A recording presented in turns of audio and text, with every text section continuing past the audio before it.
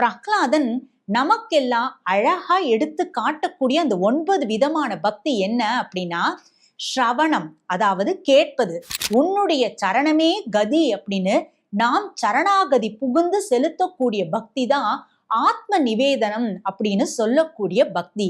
இந்த 9 விதமான பக்தியை தான் நவவித பக்தி, உத்தமமான விஷயம் அப்படின்னு பிரகலாதன் அன்னைக்கு தன்னுடைய தந்தையான ஹிரண்யகசிபு கிட்ட பகிர்ந்துட்டான். இந்த நொடியிலிருந்து தொடர்ந்து ரொம்ப ரொம்ப சுலபமான அந்த கோவிந்தனின் திருநாமத்தை நாம எல்லாரும் சொல்ல ஆரம்பிப்போம். எப்படி க்ஷத்ரபந்து மனசு மாறி நல்லவனாக மாறினானோ நாம எல்லாரும் ஏற்கனவே நல்லவர்களாக தான் இருப்போம். அதனாலேயே தான் இந்த கதையை நாம கேட்கணும்னு பகவான் நமக்கு தேடி வந்து அந்த கதையை அனுபவிப்பதற்கான ஒரு நல்ல வாய்ப்பை கொடுத்திருக்கிறார்.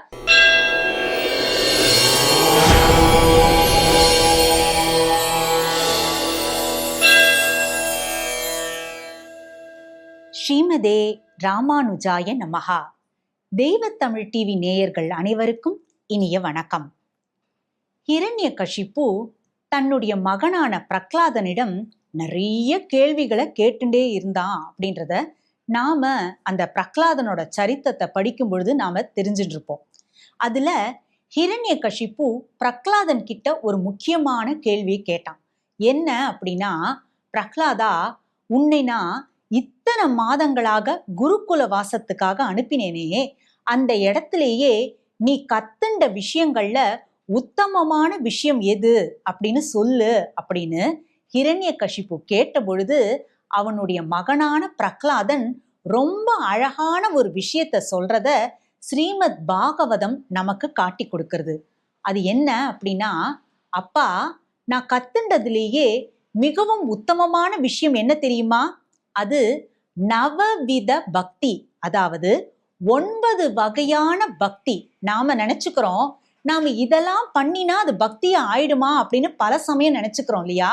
ஆனா பிரகலாதன் நமக்கெல்லாம் அழகா எடுத்து காட்டக்கூடிய அந்த 9 விதமான பக்தி என்ன அப்படின்னா, ஸ்ரவணம், அதாவது கேட்பது. இப்போ நாம இந்த தெய்வ தமிழ் டிவி சேனல் வழியா நிறைய தெய்வீக விஷயங்களை, தெய்வ அனுபவங்களை தொடர்ந்து பல பேச்சாளர்கள், பல சொற்பொழிவாளர்கள், பல பக்தர்கள் சொல்றத கேட்டுட்டே இருக்கோம் இல்லையா? இதுவும் ஒரு விதமான முதன்மையான பக்தி தான், ஸ்ரவணம். அடுத்தது கீர்த்தனம். கீர்த்தனம் அப்படின்னா நமக்கு தெரிஞ்ச பகவானுடைய ஸ்லோகங்களை சொல்லுவது. அப்படி இல்லை, எனக்கு ஸ்லோகமே தெரியாது, பாடல்களே தெரியாது அப்படின்னா பகவானுடைய திருநாமாக்களை பக்தி ஸ்ரத்தையோட சொல்லுவது, அதுதான் கீர்த்தனம். ஸ்ரவணம், கீர்த்தனம். அது மட்டும் இல்லாமல் அந்த பகவானை, விஷ்ணுவை ஸ்மரணம் செய்வது, இது 3வது பக்தி. அதாவது பெருமாளை பத்தி நினைச்சுட்டு இருக்கிறது. பகவானை பத்தி நினைப்பதற்கு காலமோ நேரமோ இப்படிதான் நினைக்கணும், அப்படித்தான் நினைக்கணும் அப்படின்லாம் கிடையாது. நம்ம எந்த செயல்களை செய்தாலும் அந்த பகவானுடைய திருநாமாக்களை சொல்லிண்டு அந்த பகவானை நினைச்சுட்டே இருப்பது அப்படிங்கிறதும் ஒரு விதமான பக்தி தான். அடுத்தது பாத சேவனம். பகவானுடைய திருவடிக்கு நம்மளால முடிஞ்ச கைங்கரியங்களை செய்யறது.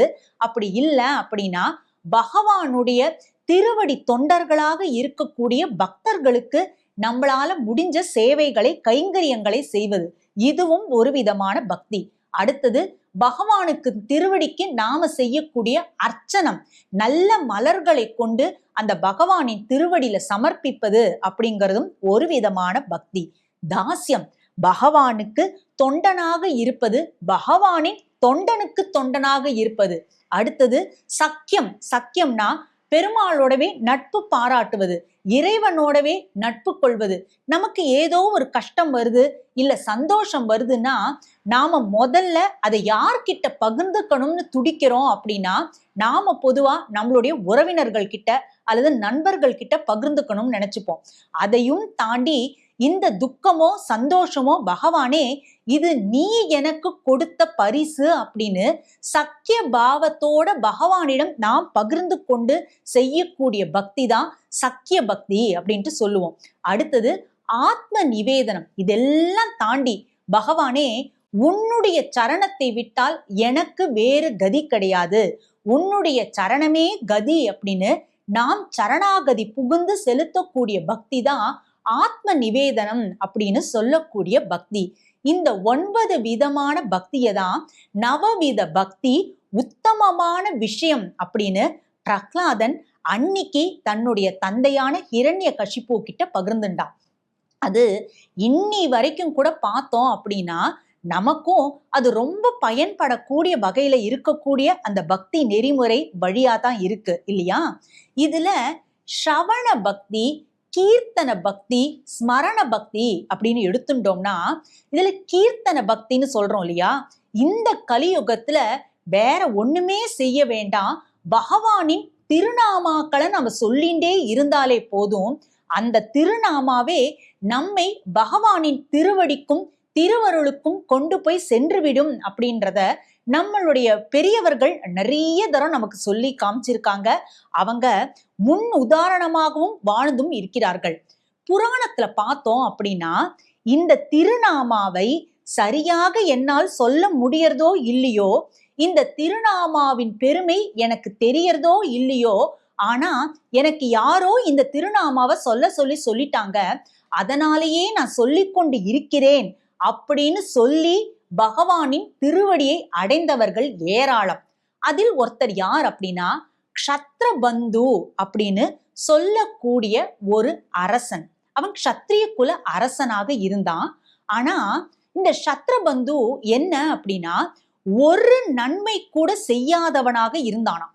அவனுடைய எண்ணத்திலும் சரி, செயல்களிலும் சரி, சொற்களிலும் சரி நன்மை அப்படிங்கிறது வந்ததே கிடையாது. எல்லோருக்கும் தன்னால் முடிந்த அளவு தீமைகளை மட்டுமே செய்யக்கூடியவனாக க்ஷத்ரபந்து இருந்ததாலேயே அவனுடைய தந்தையாலும் அவனுடைய நாட்டை சேர்ந்த மக்களாலும் அவன் நாடு கடத்தப்பட்டான்.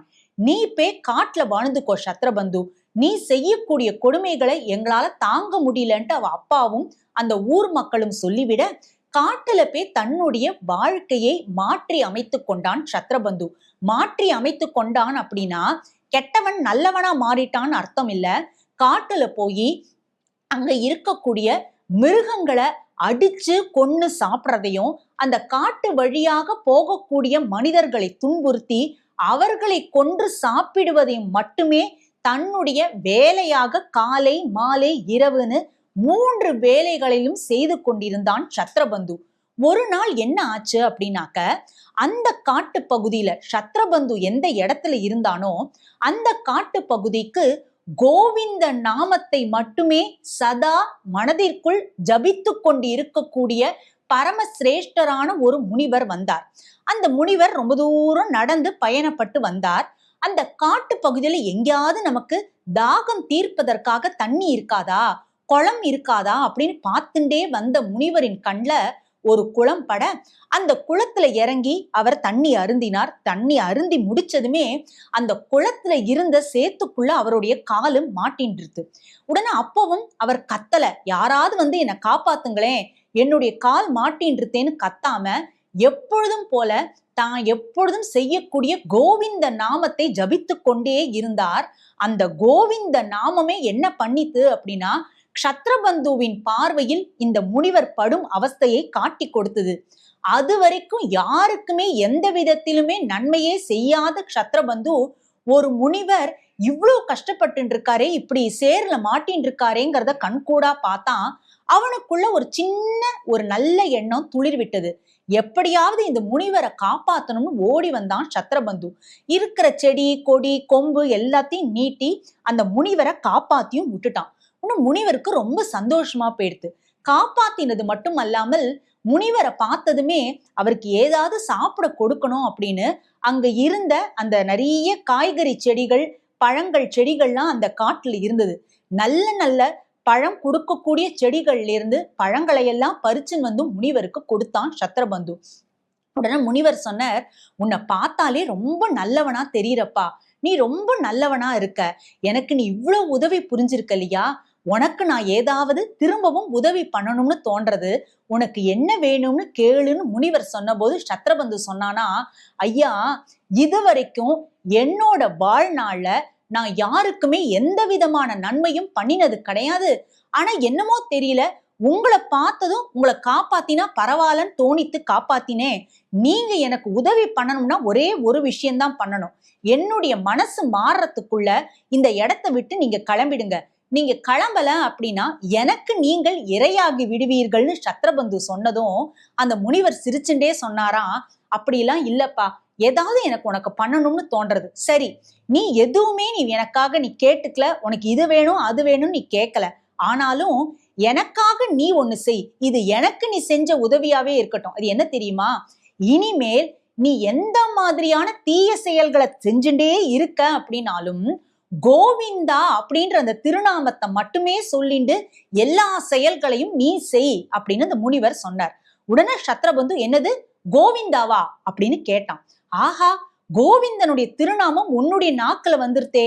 கோவிந்தனின் திருநாமம் ஒருத்தருடைய நாக்குல வரணும் அப்படின்னா அது அவ்வளவு எளிதாக ஒருத்தரோட வாழ்க்கையிலேயோ அல்லது வாயிலையோ நுழைஞ்சிராது.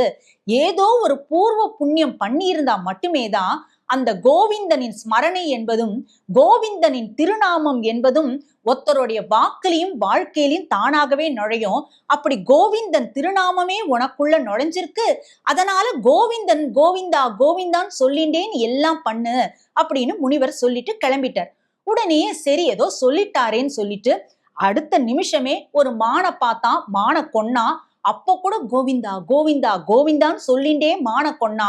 இதே மாதிரி பலவிதமான தீய செயல்களையும் அவன் கைகளும் மனதும் பண்ணி கொண்டுதான் இருந்தது. ஆனா அவனுடைய நாக்கு மட்டும் தொடர்ந்து கோவிந்த நாமத்தை மட்டுமே ஜபித்து கொண்டிருந்தது. இதன் பலனாக என்ன ஆச்சு அப்படின்னாக்க அந்த பிறவி என்பது அவனுக்கு முடிவடைஞ்சது.